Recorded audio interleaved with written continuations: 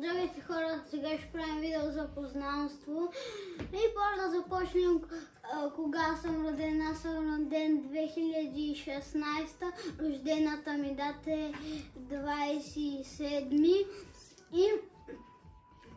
и как си изкарахте ваканцията на лятото? Аз добре, никак не беше зле. Сега ще ви разкажа как беше. Ходихме в Сицилия, имахме две екскурзии. Едната беше Етна, а другата какво? Сиракуза. Другата беше Сиракуза. Бяха доста добре, не бяха никак зле. И пътувахме с автобус.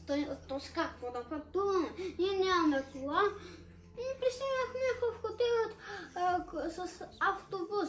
И нали, ние пътуваме за Етна.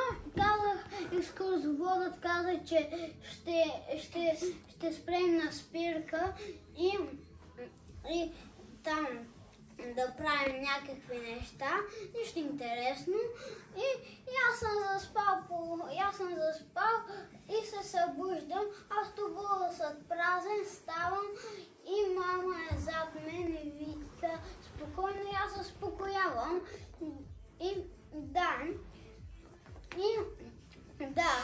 Хотелът беше доста добър, не беше както другите хотели с етажи, а беше отделен с вилички и беше доста добра, не беше никак лоша. Имахме си и тераса, бяхме на втория етаж, най-хубавото.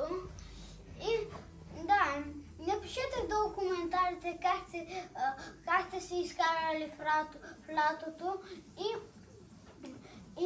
и добре ли е минало и какво ще правите другото.